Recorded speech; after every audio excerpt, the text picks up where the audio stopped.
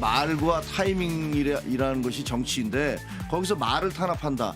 그러면 여상훈 전 윤리위원장이 히틀러에 비유했어요. 2호선 당무감사위원장 이거는 가만히 계십니까? 이거는 징계 안 합니까?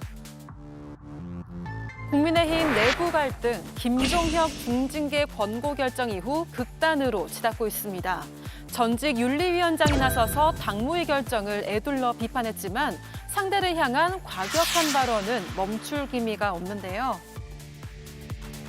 저는 김문수 후보와 한동훈 전 대표의 러브샷을 정계 은퇴 러브샷이구나. 이제 더 이상 정치하기 어려우신 분들의 러브샷이 언론에서 잠깐 관심 가지는 것 외에 큰 반향을 일으키기는 어렵다고 보고요. 국민의힘 대 국민의힘, 대치 상황 속 충북을 찾은 장동혁 대표. 이제 변해야 할 시점이라고 했지만 방향성에 대해서는 말을 아꼈습니다.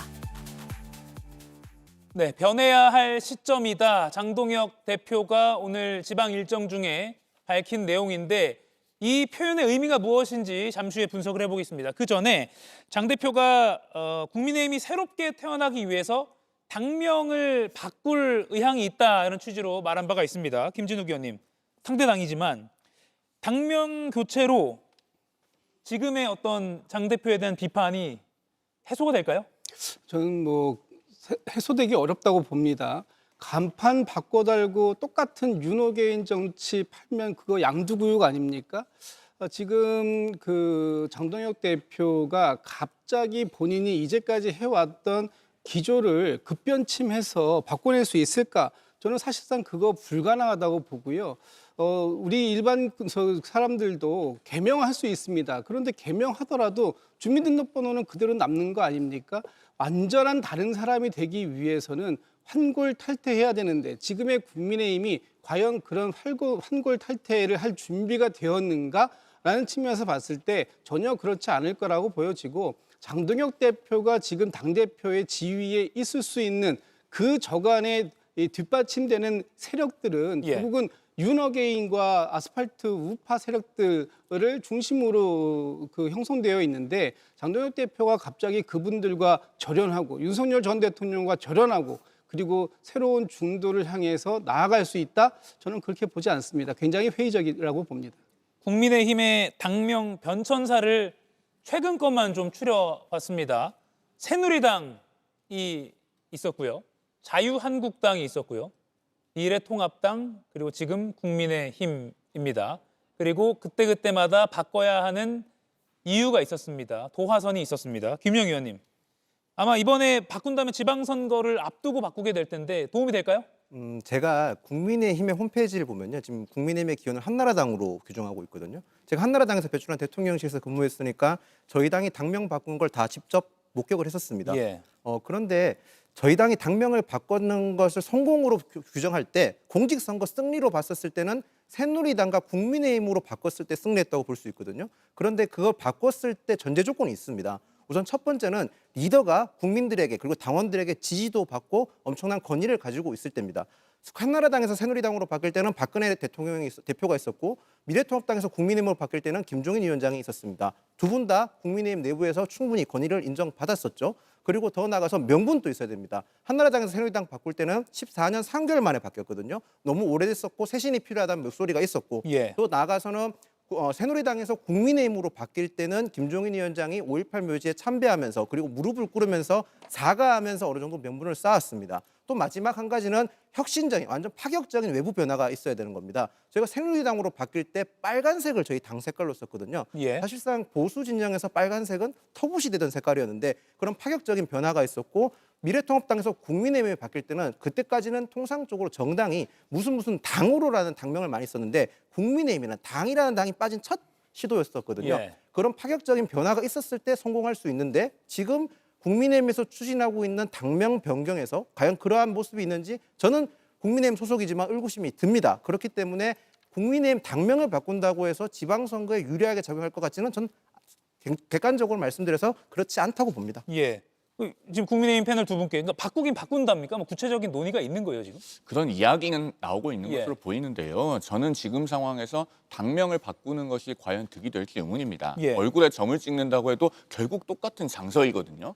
적어도 뼈는 깎아야 되지 않겠습니까? 얼굴에 점만 찍거나 눈썹 문신만 한다고 해서 과연 다른 사람으로 보일 것인가? 전혀 그런 생각이 들지 않고 과거에 이제 국민의힘 계열 정당이 당명을 바꿔서 성공한 사례 중에는 90년대 민자당에서 신한국당으로 당명을 변경하고 예. 1996년 총선에서 139석을 얻어서 상당히 약진했던 그 선거가 있을 겁니다. 그때는 이재호 의원이라든가 김문수 의원 같은 개혁적인 인물을 영입해서 사람의 구성이 바뀌었습니다. 그리고 김영삼 대통령과 대척점에 있었던 이회창 전 총리를 영입해서 선대위원장으로 총선을 치렀습니다. 이렇게 사람이 바뀌면서 즉 내용물이 바뀌었기 때문에 국민들의 일정한 선택을 받았던 겁니다. 결코 포장지만 바꾼다고 해서 국민들께서 달리 봐주시지 않기 때문에 예. 지금 화면에도 나오고 있습니다만 자유한국당이나 미래통합당으로 당명을 바꿀 때는 사람은 거의 그대로이면서 포장지만 바꿨던 데 비해서 1995년에 신한국당이 탄생할 때는 사람이 많이 바뀌었다는 것. 이 부분을 우리가 눈여겨봐야 앞으로 국민의힘의 살 길을 모색할 수 있을 것이다. 이런 말씀을 드리겠습니다. 송 의원님 하나만 더 연관해서 질문 드리면 이호선 국민의힘 당무감사위원장,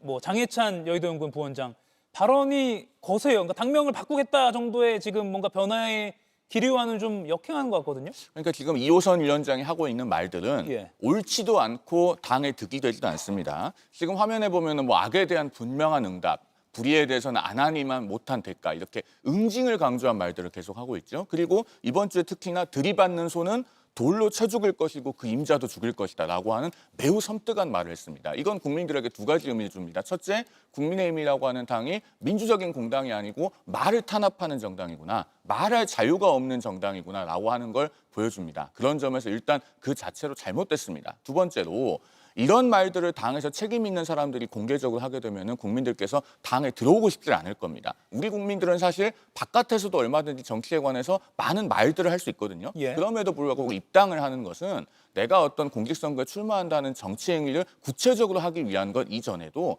당에 들어감으로써 더 많은 내 말을 전달할 통로를 확보하고 의견을 내기 위한 것일 겁니다. 그런데 당에 들어오면은 다른 의견은 탄압받고 입을 막는다라고 할 때 평당원으로 들어올 만한 이유가 있겠습니까? 그런 점에서 이호선 위원장의 발언을 대단히 우려스럽게 보고 있고 이 부분에 대해서는 이호선 당무감사위원장을 임명한 장동혁 대표의 일정한 그 책임 있는 후속 조치가 저는 따라야 된다고 생각합니다. 예.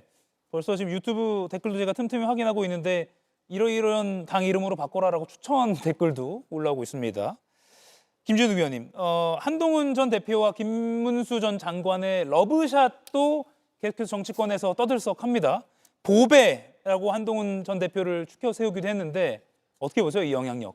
글쎄 뭐 저 두 분이 불과 몇 달 전까지만 해도 서로에게 비수를 꽂을 만한 그런 발언들을 했던 분들인데 정치가 살아있는 생물은 생물인 것 같습니다. 저 두 분이 저렇게 러브샷까지 하시고 말이죠. 그런데 저 두 분의 공통점이 있습니다. 지금 국민의힘에서 저 두 분은 비주류입니다. 그리고 본인들이 일정한 세를 형성하기가 굉장히 어려워요. 특히 한동훈 전 대표 같은 경우야 뭐 한동훈 개라고 하시는 분들이 한 20명 남짓 있다고 하지만 김문수 전 장관 같은 경우에는 사실 김문수 개라고 불릴 만한 분들 거의 없지 않습니까? 그렇다면 비주류끼리들 모여가지고 과연 주류 세력을 형성하고 있는 소위 구친윤계 지금의 장동혁계를 과연 어떻게 제압해낼 수 있을 것인가 하는 측면에서 굉장히 어렵다고 보고요. 이걸 제압해내려면 딱 한 가지가 필요합니다. 명분입니다. 그 명분은 국민들께서 이 도움을 주실 수 있는 국민들이 그 부분에 그 명분에 동의해 주실 수 있는 것이 필요한데 지금 명분적으로 윤호개인을 반대하겠다. 그래서 절연해야 된다. 그리고 비상계엄에 대해서 국민들께 진솔한 반성을 해야 한다라는 얘기를 하고 있습니다만 그것도 때에 따라서 그 명분을 들고 나왔기 때문에 예. 그 명분에 대한 진정성을 저희 담보받지 못하는 상황이다. 그렇기 때문에 지금 저 두 분이 러브샷 아니라 그보다 더한 걸 한다고 한들 과연 지금 국민의힘에서 저 두 분을 중심으로 하는 새로운 변화의 시작 가능할지 저는 좀 회의적으로 보고 있습니다. 예, 장해찬 여의도연구원 부원장도 두 사람의 러브샷을 정계 은퇴 러브샷이다라고 했고요. 더 이상 정치하기 어려우신 분들이 잠깐 관심 받는 거다라고 평가절하했습니다. 김영 의원님, 말이 좀 수위가 높다면 높은 것 같아요? 그러니까 제가 같은 당이라도 뭐 생각이 다르거나 이런 점에서 비난할 수 있다고 생각을 합니다. 그런데 정계 은퇴라는 표현은 함부로 쓰면 안 된다고 생각을 합니다. 무슨 말이냐면 정계 은퇴라는 표현은 뭐 제가 예의나 아니면 어떤 상도덕 차원에서 쓰면 안 된다는 말이 아니라 은퇴라고 지칭할 수 있는 거는 같은 정치인이 할 수 있는 말이 아니라 오롯이 국민만이 할 수 있는 겁니다. 정계 은퇴라고 표현되려면 그 정치인이 국민적으로 관심이 멀어지거나 언론에 관심이 멀어졌을 때 쓸 수 있는 표현이라고 생각하는데요. 어제 한동훈 전 대표의 저 러브샷 사진이 영상과 사진이 공개되자마자 예. 주요 매체들은 모두 앞다투어서 보도를 했었습니다. 거기다 한동훈 전 대표 오늘 출간한 책이라든지 이번 주말에 있을 토크 콘서트에 대한 관심도가 굉장히 높은 상황인 겁니다. 그렇기 때문에 장해찬 여의도 부원장이 지금 현재로서 본인의 처지가 궁박해서 거친 언어를 쓰면서 비난할 수 있을지언정 정계 은퇴라는 그런 오만불성한 언어를 쓴다는 것은 국민에게 모욕할 수 있는 말이라는 점을 제가 고언 차원에서 드리겠습니다. 예, 여담인데 한 전 대표가 술을 못 하잖아요. 네, 그럼 저기에 든 거는 뭐 사이다입니까? 물이거나 아마 사이다. 물이거나 사이다. 알겠습니다. 아무튼 보기에는 소주 같았습니다. 조윤선 위원님, 그 여상원 국민의힘 윤리위원장 역시 지금의 국민의힘 당상을 비판했어요. 뭐라고 했냐면 말을 비판하는 건 죽은 정당이다. 그리고 히틀러 나치당이다라고 했거든요. 상대당이시지만 이거 어떻게 평가하세요? 충분히 할 수 있는 말이라고 할 수가 있겠죠. 히틀러 나치당이 사실상 입틀막 그런 정당 아니었겠습니까? 그런 모습을 지금 국민의힘이 여실히 보여주고 있는 게 아닌가라는 생각이 들고요. 지금 당무감사위원장 국민의힘 내부에서 어떠한 세력이 있거나 그런 분 전혀 아닙니다. 국민의힘 내부에서 굉장히 오랜 내공을 쌓은 그런 분도 아니죠. 누가 임명을 한 겁니까? 사실상 뒷배는 장동혁 대표라고 볼 수밖에 없겠죠. 2호선 당무감사위원장이 하는 모든 행동은 사실상 장동혁 대표가 하고자 하는 바대로 진행이 된다고 볼 수밖에 없을 것이고요. 예. 그 목표는 어디겠습니까? 지금 단지 지금 한동훈 전 대표를 향하는 것이 뚜렷하게 보여줄 수밖에 없지 않겠습니까? 지난 17일에 장동혁 대표가 뭐라고 했냐면 외부에 있는 바깥에 있는 적 50명보다 내부에 있는 적 1명이 더욱 무섭다라고 발언을 했어요. 예. 그 1명 누구겠습니까? 한동훈 전 대표를 겨냥했다고 할 수가 있겠죠. 지금처럼 당대표 입장에서는 당내에 어떠한 비판 세력도 용납하지 않겠다는 그런 입장을 여전히 보여주는 것이고요. 그렇다고 한다면 이번 뭐 당원 게시판 문제라든가 여러 가지 측면에서 아마 한동훈 전 대표를 향한 그런 공격적인 모습이 이어지지 않을까라는 생각도 들 수밖에 없을 것 같습니다. 예, 그럼 그 내부의 적을 축출하려는 시도가 지금 진행되고 있다고 본다면 그 판사가 누가 될 것인가? 그러니까 윤리위원장이 누가 될 것인가? 그러니까 지금 나온 건 김종혁 의원에 대해서는 징역이 아니죠. 당원권 정지 2년 권고잖아요. 근데 그 결정할 윤리위원장이 도태우 변호사라는 설이 있어요? 뭐 도태우 변호사는 일단은 지금 본인이 부인하고 있으니까요. 정말로 그분이 되실지는 모르겠습니다만은 지금 중요한 것은 국민의힘 윤리위원장이 누가 되느냐가 아닙니다. 예. 누가 되더라도 그분의 역할은 일종의 내란 전담 재판부처럼 종역 전담 윤리위가 될 수밖에 없거든요. 그 부분을 굉장히 유심히 봐야 되고 그렇기 때문에 이런 특정한 미션이 주어지다시피 하는 윤리위원장직을 수락하시는 분은 저는 정신적 친명친청이라고 생각합니다. 자, 왜 그렇습니까? 내란 전담 재판부라고 하는 게요. 결국 그 국회에서 법을 만들어서 한다면은 정치 권력이 개입해서 특정한 사건에 대해서 재판부 구성 방식을 정해놓고 불공정한 재판이 되도록 하는 겁니다. 자, 마찬가지로 여상원 윤리위원장이 물러날 때 어떤 말을 했습니까? 지난 11월 25일에 시사저널과 인터뷰한 것이 같은 달 27일에 보도가 됐습니다. 그때 김종혁 전 최고위원에 대해서 윤리위에서 징계를 하지 않기로 하니 당에서 누군가가 이 정도면 충분히 일하지 않았느냐라고 했다는 겁니다. 예. 그래서 임기가 남았는데도 물러나서 지금 윤리위원장이 공석인 거예요. 그리고 장동혁 대표가 임명한 2호선 당무감사위원장이 김종혁 전 최고위원에 대해서 당원권 정지 2년을 청구해 놓은 상태입니다. 그 상태에서 임명되는 윤리위원장은 김종혁 전 최고위원에 대한 징계라고 하는 특임을 부여받는 일종의 종역전담 윤리 역할을 하는 거예요. 그러니까 그런 윤리위원장은 누가 제안을 받더라도 애초에 이런 특별한 임무가 주어지는 것이라면 수락해서는 안 되는 겁니다. 종역전담 윤리위원장이 된다는 오명을 쓰지 마시고 그리고 정신적 친명친청이라는 그런 오명을 쓰지 않도록 누가 제안을 받더라도 이건 단호히 거절하셔야 된다라는 말씀을 드리겠습니다. 예. 아직 그러니까 뭐 당내에서도 누구다 확정된 그런 건 없잖아요, 그렇죠? 그런 분위기로 보입니다. 예. 말씀요. 장동혁 대표가 그런데 오늘 오후에요. 충북에서 당 행사가 있었는데 변화를 언급해서 이 말에 대한 해석이 좀 분분합니다. 지금 보여드린 이겁니다. 계엄 탄핵 결과에 책임을 져야 한다. 이제 변해야 할 시점이다. 근데 변화를 하되 보수의 가치를 버리지 않겠다라고 했습니다.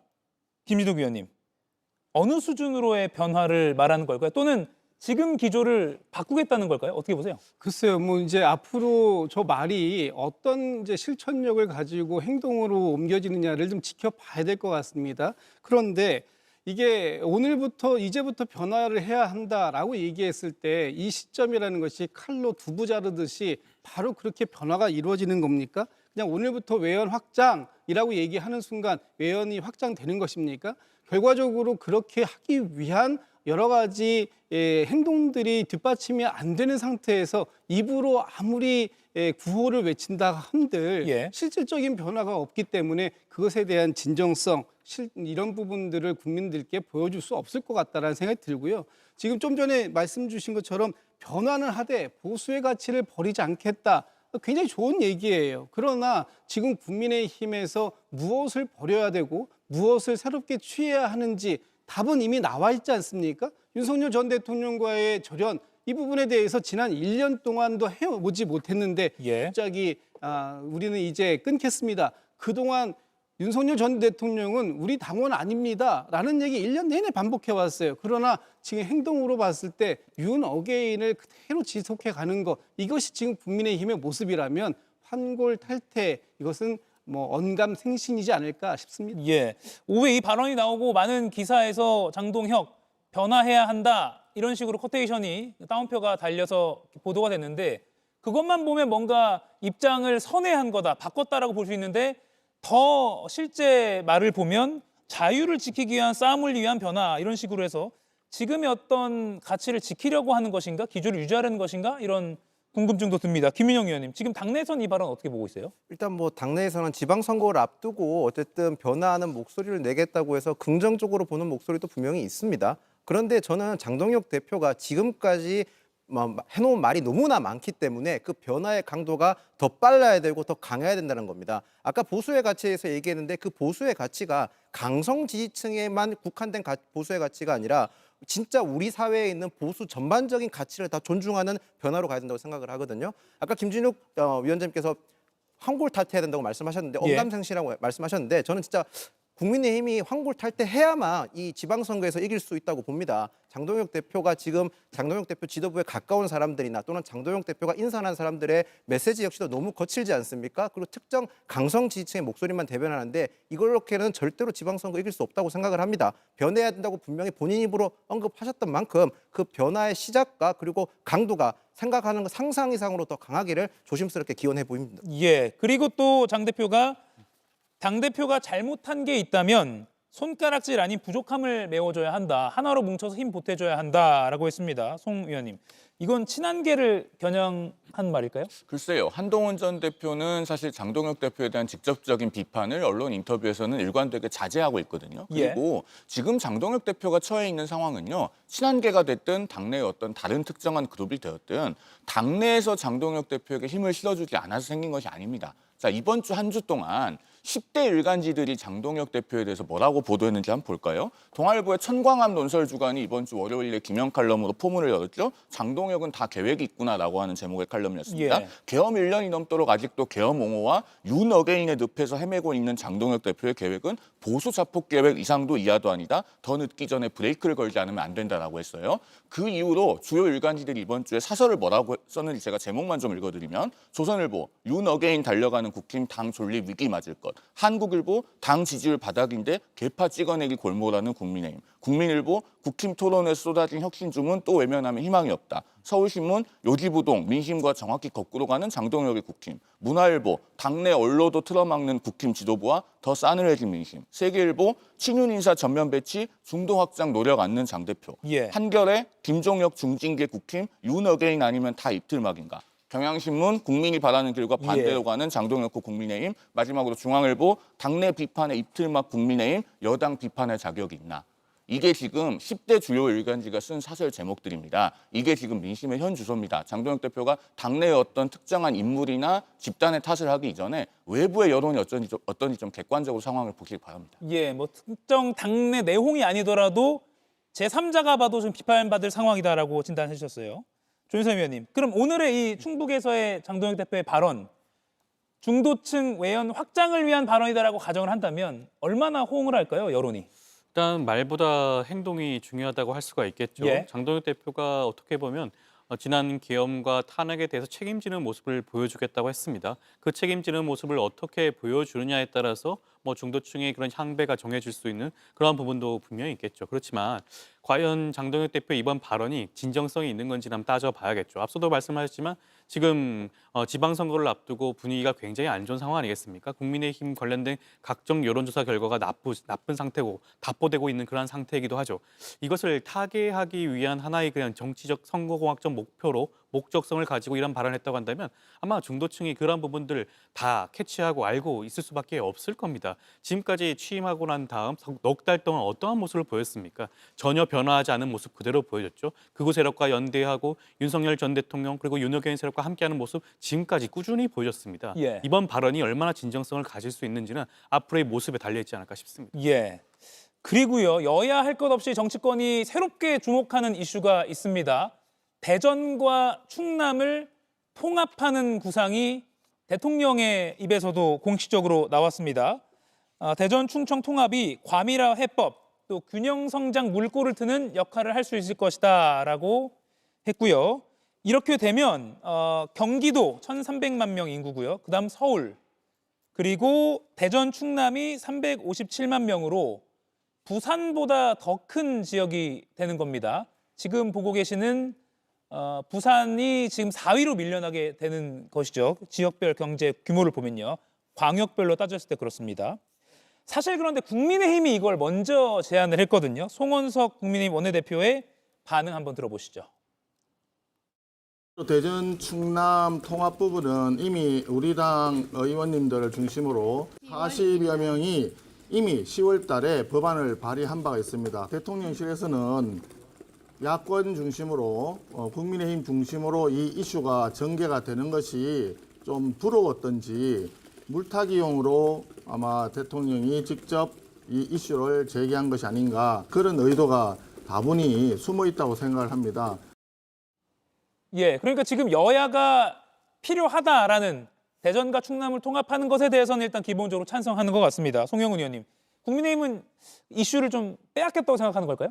글쎄요. 이 이슈는 사실은 이장우 대전시장 그리고 김태흠 충남지사가 작년 11월 21일에 대전 충남 통합에 관한 공동 선언을 발표하면서 예. 사실은 국민의힘이 먼저 주장했던 것입니다. 그런데 그 당시에는 사실 민주당이 반대했거든요. 민주당이 다음 날 낸 입장을 보면요. 정치적 의도가 다분한 매우 성급한 선언이다. 반쪽짜리 행정통합이다. 정치적 계산에 따른 수단으로 활용되어서는 안 된다. 표심을 노린 포퓰리즘적 성격이다. 이게 그 당시 민주당의 반응이었어요. 그런데 갑자기 대통령이 대전 충남 통합을 빨리 하자고 하니까 오늘 무슨 뭐 특위를 꾸린다고 하던데요. 예. 그럼 도대체 민주당의 대전 충남 통합이라고 하는 중차대한 이슈에 대한 그 본질적인 입장은 무엇인가 묻지 않을 수 없습니다. 그리고 이 당시에 민주당에서는 어떤 이야기도 했냐면요. 충북과 세종시는 제외하고 대전 충남만 통합하기 때문에 표심을 노린 포퓰리즘적 통합이라고 했거든요. 그런데 어제 이재명 대통령이 분명히 대전 충남 통합을 이야기했지 대전 충남 충북 세종 통합을 이야기하지는 않았어요. 예. 그러면은 이재명 대통령의 말도 표심을 노린 포퓰리즘적인 성격인 것인가? 그걸 제가 좀 민주당에 묻지 않을 수가 없습니다. 예, 뭐 단계별로 어떻게 될지 모르지만 일단은 대전과 충남만 통합 구상이 나왔고 충북이나 세종은 아직 뭐 그 이후든 아직 언급된 것은 구체적으로는 없습니다. 조윤선 의원님, 민주당 입장에서도 아무튼 국민의힘이 올 10월에 먼저 얘기했을 때는 반대했기 때문에 좀 상황이 어떻게 보면 꼬였다고 해야 될까요? 다만 대통령실에서 이제 발언을 했기 때문에 다 찬성하는 분위기긴 합니다. 뭐 일단 이 부분에 대해서만큼은 이재명 대통령의 공약 사항이기도 합니다. 수도권 1급 체제를 극복하고 국가 균형 발전을 위해서 5개의 초광역권을 만들겠다라는 것이 이재명 대통령의 공약 사항 아니겠습니까? 그 연장선에서 충남과 대전을 통합하는 제안이 나왔다고 할 수가 있는 것이고요. 단계적으로 충청권 전부를 통합하는 그러한 안도 충분히 가능하지 않을까 싶습니다. 현 상황에서는 누가 먼저 주장을 했냐, 누가 먼저 발의를 했냐가 무엇이 중요하겠습니까? 어떻게 보면 대전 충남에 있는 지역민들을 위해서라고 한다면 그 방향성이 옳다고 한다면 여야 모두 그 부분에 대해서 힘을 합쳐서 협의하고 합의하여 진행할 수 있는 부분 충분히 있지 않겠습니까? 먼저 진행했다고 하는 것은 어떻게 보면 지금까지 필리버스터 같은 그런 것을 통해 가지고 본인들이 주장했던 이런 발의된 안건마저도 제대로 수기하는 그런 과정을 거치지 못했던 것은 국민의 책임 아니겠습니까? 이제서야 이제 이재명 대통령의 공약사항을 다시 한번 민주당과 함께 논의하고 진행하는 방향 속으로 가는 것이 국민의힘에도 타당하지 않을까 싶습니다. 예, 일단 이 광역 단체장인 이장우 대전시장과 김태흠 충남도지사는 환영하는 입장이고요. 김태흠 지사는 특히 출마를 안 하겠다, 통합되면, 이런 의지도 밝혔습니다. 그런데 여기서 또 강훈식 대통령실 비서실장 차출설이 솔솔 나오고 있어요. 글쎄요, 그건 뭐 벌써 김칫국부터 마시는 게 아닌가 이런 뭐 얘기가 나올 수도 있는 거죠. 어떤 상황이 발생할지는 모르겠습니다만 내년 지방선거에서 이 대전 충남 특별시로 묶어서 선거를 치르게 된다면 그때 그에 적합한 인사가 출마하는 것, 뭐 그거 당연히 있을 수 있다고 보는데 지금 당장 누군가를 출마시키기 위해서 또는 이 지금 아직 이 법이 통과도 안 된 이 상황 속에서 벌써부터 누군가의 자리 이런 식으로 만들어 말씀 나가는 건 뭐 바람직하지 않다고 보고요. 예. 실제 지금 이 국가 균형 발전이라는 이 국가적 아젠다를 어떤 방식으로 추진해 나갈 것인가. 또 좀 전에 말씀 주셨습니다만 국민의힘에서 먼저 시작을 했다면 그 부분이 지금 민주당에서 특위를 만들고 국회법을 특별위원회를 만들어서 할 때 적극적으로 도와주시고 그래서 같이 만들면 되는 겁니다. 그리고 선의의 경쟁을 통해서 좋은 후보들을 선출하고 그 선출된 후보가 그 지역의 그 지역민들을 위해서 봉사할 수 있는 기회를 갖도록 하면 되는 것이지 누가 먼저 누가 나중에 얘기했다고 해서 그것이 본인들 것이 되는 건 아니기 때문에 예. 지금 중요한 것은 우리가 왜 이 그 통합 도시, 광역 도시를 만들어야 되는가? 수도권의 일극화를 어떤 방식으로 해소시킬 수 있는 것인가? 과연 저런 방식이 도움이 되는 것이다라고 생각된다면 거기에 모두가 함께 뜻을 모으면 되지 않을까 싶습니다. 이가혁 라이브를 시청해 주셔서 고맙습니다. 이가혁 라이브는 평일 오후 5시 TV와 유튜브로 실시간으로도 함께 하실 수 있습니다.